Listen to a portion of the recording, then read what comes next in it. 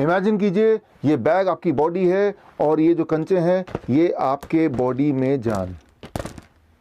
जब तक ये जान आपकी बॉडी में है तब तक आप जिंदा हैं, लेकिन समय के साथ साथ बॉडी में कई बार बीमारी आ जाती है और कई बार बीमारी इतनी बड़ी हो जाती है जिससे जान निकलने का खतरा बन जाता है। ऐसे में आप ट्रीटमेंट कराते हैं, इलाज कराते हैं, उस बीमारी को ख़त्म करने के लिए रिपेयर कराते हैं। और कई बार आप देखते हैं कि इलाज के बावजूद भी पेशेंट की जान चली गई, बल्कि इलाज के दौरान ही पेशेंट की जान चली गई। और ऐसे में आपको लगता है कि इलाज तो कराया था फिर भी पेशेंट को हम बचा नहीं पाए। जबकि क्लोज इन्वेस्टिगेशन से अक्सर ये पाया जाता है कि जब इलाज की कड़ी को पकड़कर, उसके थ्रेड को पकड़कर ध्यान से देखा गया तो पाया गया कि इलाज के बावजूद भी पेशेंट नहीं मारा गया, बल्कि इलाज ही कारण है पेशेंट के मरने का। मेडिकल भाषा में इसे बोलते हैं एट्रोजेनेसिस। आज मैं एक बहुत ही गंभीर विषय पे आपसे बात करूंगा। आपको ले जाता हूं आज से 150 साल पहले, अमेरिका की बात है, नॉर्थ अमेरिका की बात है। उस वक्त अगर कोई accident victim, blood loss patient hospital में आता था, ब्लड लॉस चाहे सर्जरी की वजह से हो या एक्सीडेंट की वजह से हो या पेशेंट एनीमिक हो, उस वक्त का कॉमन प्रैक्टिस था मिल्क ट्रांसफ्यूजन। नज़ारा ये कि पेशेंट लेटा हुआ है और पेशेंट की नसों में दूध के पाइप लगे हुए हैं और दूध लिटरली नसों में चढ़ाया जा रहा है। नज़ारा यहाँ तक भी था कि बेड के पास गायें बंधे हुए हैं और नर्सेस गाय का दूध निकाल रही है और ताज़ा दूध पेशेंट पे चढ़ाया जा रहा है, इस उम्मीद से कि शायद पेशेंट बच जाए। आपको मेरी बात का यकीन नहीं आएगा, इसीलिए मैं आपको रेफरेंस दे रहा हूँ ब्रिटिश मेडिकल जर्नल का 12 अप्रैल 1879, पेज नंबर 557 से लेके 559 के बीच में। आपको पढ़ना है तो स्क्रीन पे दिए हुए लिंक में जाके आप देख सकते हैं, आर्टिकल पढ़ सकते हैं। आपको समझ आ जाएगी बात कि उस वक्त का कॉमन प्रैक्टिस था मिल्क ट्रांसफ्यूजन। और नतीजा क्या? वही नतीजा जो एक्सपेक्टेड है कि पेशेंट की मृत्यु हो जाती। और डॉक्टर्स इस सोच में रहते कि हमने तो दूध चढ़ा के भी देख लिया फिर भी पेशेंट मारा गया। और कई सारे ट्रायल्स होते रहे, कई सारे एक्सपेरिमेंट होते रहे और कई सारे नियम भी बनते रहे। एक वियर्ड नियम ये भी था कि अगर वो लड़का है विक्टिम पेशेंट तो गाय या भैंस का दूध चढ़ाया जाएगा, और लड़की है या बच्चा है तो बकरी का दूध। या एक ट्रायल का नतीजा ये भी था कि अगर 1 लीटर दूध चढ़ाया गया तो जल्दी मौत होती है, या आधे लीटर से कम दूध अगर चढ़ाया जाए तो जिंदगी थोड़ी देर तक रहती है। और फाइनली उन्होंने कंक्लूड किया कि आधे लीटर से कम दूध चढ़ाना ही ठीक रहेगा। करते करते 50 साल निकाल दिए डॉक्टरों ने ये समझने के लिए कि दूध चढ़ाने के बावजूद भी मृत्यु नहीं हो रही है, बल्कि दूध चढ़ाने की वजह से मृत्यु हो रही है। और इसके साथ ही मिल्क ट्रांसफ्यूजन का जो प्रैक्टिस था वो हमेशा के लिए ख़त्म हो गया और उसकी जगह आ गया what is now known as blood transfusion. आजकल पिछले 100 सालों की बात कर रहा हूँ, दुनिया भर के हर तरह के हॉस्पिटल्स में एक कॉमन सीन है। अगर एनीमिक पेशेंट आ जाए या एक्सीडेंट विक्टिम ब्लड लॉस वाला आ जाए या किसी भी सर्जरी की वजह से ब्लड लॉस हो जाए, तो एक कॉमन प्रैक्टिस है and that is blood transfusion.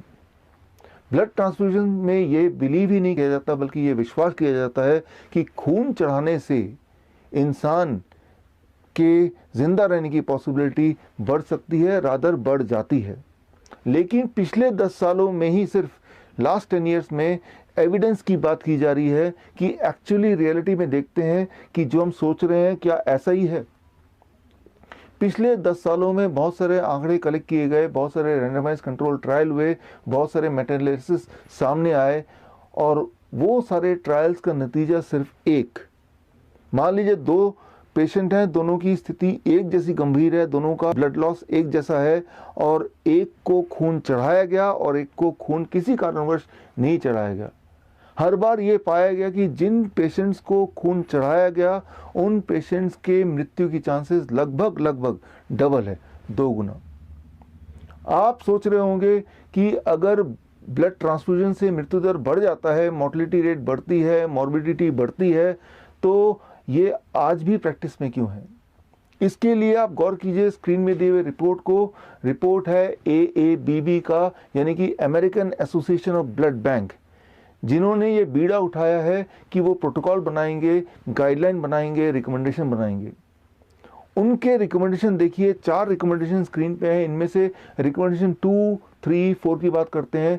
इन तीनों रिकमेंडेशन के लास्ट लाइन को देखिए, मैंने हाईलाइट किया है। लास्ट लाइन क्या है? Weak evidences, weak recommendation, uncertain recommendation, low quality evidences, very low quality evidences. बोलने का मतलब ये है, उन्होंने प्रोटोकॉल तो बना दिया, नियम बना दिया, गाइडलाइन बना दिया, लेकिन बोलना वो चाह रहे हैं इस गाइडलाइन के लिए सबूत कोई ठोस नहीं है, बल्कि सबूत ही नहीं है।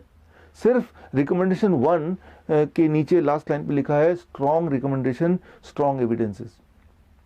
और रिकमेंडेशन 1 क्या है? वो सिर्फ इतना है कि अगर 2 तरह के पेशेंट को कंपेयर करते हैं, एक पेशेंट वो जिसका HB 8 है, दूसरा पेशेंट वो जिसका 10 है, दोनों में से किसको ब्लड ट्रांसफ्यूजन करने से फिर भी कंपैरेटिवली जिंदा रहने की पॉसिबिलिटी ज़्यादा है।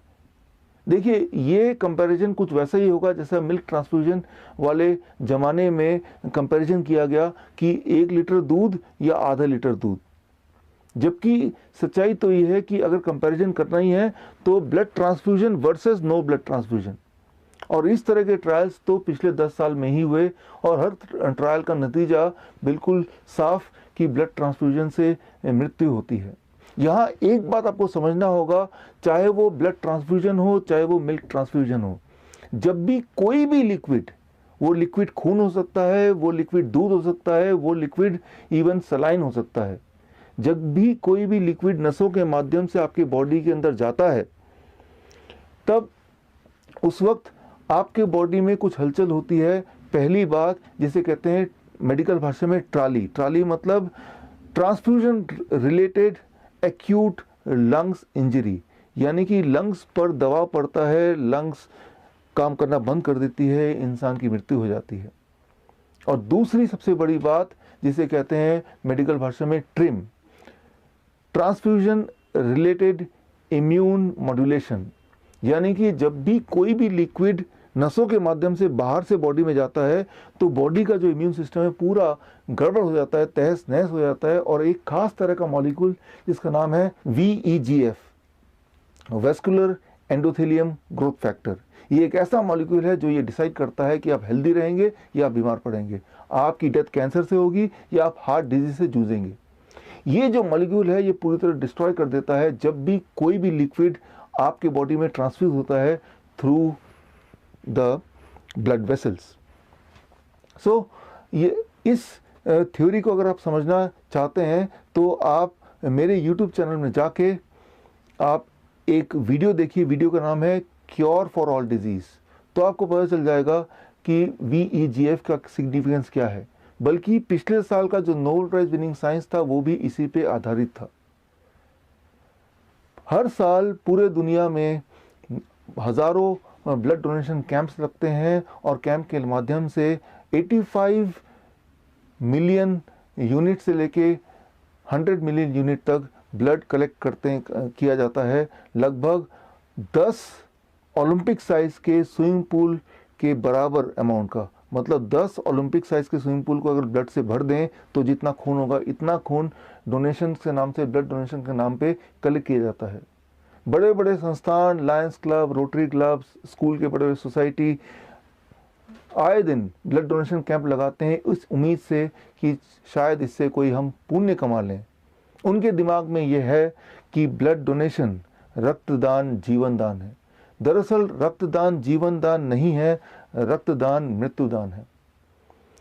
लेकिन मुझे पता है कि ये सच्चाई एविडेंस के तौर पे प्रूव होने के बाद भी ये जो वेस्टर्न मेडिसिन है, मॉडर्न मेडिसिन है, इस सच्चाई को आम जनता तक या इस सच्चाई को इम्प्लीमेंट नहीं होने देगी। क्योंकि अगर ये सच्चाई आम जनता तक पहुंच गई तो आम जनता का, ह्यूमैनिटी का वेस्टर्न मेडिसिन पे विश्वास, फेथ हमेशा के लिए ख़त्म हो जाएगा। अगर आप रियल मायने में पुण्य कमाना चाहते हैं तो सिर्फ एक काम मुझे लगता है हमें करना चाहिए, सच्चाई उन लोगों तक पहुंचाना चाहिए जिनको इनकी सबसे ज़्यादा ज़रूरत है। इस वीडियो के माध्यम से मैं आपको बताना चाहूँगा 7 अप्रैल 2020 यानी कि वर्ल्ड हेल्थ डे पे मैं अपनी किताब लॉन्च कर रहा हूँ। किताब का नाम है किल्ड बाय ब्लड डोनेशन। ये किताब की लॉन्चिंग एक प्रेस कॉन्फ्रेंस के माध्यम से होगी दिल्ली प्रेस क्लब में 7 अप्रैल को। अगर आप पत्रकार हैं, अगर आप हेल्थ मिनिस्ट्री से जुड़े हैं, अगर आप इंडियन मेडिकल एसोसिएशन के हाईएस्ट अथॉरिटी हैं, तो मैं आपको इनवाइट करता हूं, आप सच्चाई को अपने आंखों से देखिए और कुछ कीजिए। और अगर आप SMA सोशल मीडिया आर्मी के माध्यम से मेरे साथ ऑलरेडी जुड़े हैं, तो इस बुक लॉन्च से एक दिन पहले ई बुक मैं आपको व्हाट्सएप के माध्यम से भेज दूंगा। और अगर आप SMA के माध्यम से मुझ तक अब तक नहीं जुड़े हैं, तो आप 2 स्टेप्स में मुझ तक जुड़ सकते हैं। स्टेप 1, स्क्रीन पे दिए हुए नंबर को अपने मोबाइल पे सेव कीजिए। स्टेप 2, अपने मोबाइल से व्हाट्सएप कीजिए मुझे SMA। मैं समझ जाऊंगा कि आप मुझसे जुड़ना चाहते हैं, मैं समझ जाऊंगा आप मेरी मदद करना चाहते हैं सच्चाई को लोगों तक पहुंचाने के लिए। तो मैं आपको भी 7 अप्रैल से पहले ये बुक व्हाट्सएप से ई बुक मैं आपको भेज दूंगा। और यही नहीं, टाइम टू टाइम ऐसे एविडेंस बेस्ड वीडियो मैं आपको भेजूंगा जो किसी की जान बचा सकता है। मैं ये उम्मीद करता हूं कि आप इन सच्चाइयों को लोगों तक पहुंचाएंगे और किसी दिन हम ज़रूर मिलेंगे in person. This is doctor Biswaroop Roy Chowdhury. All the best. Thank you. जय हिंद।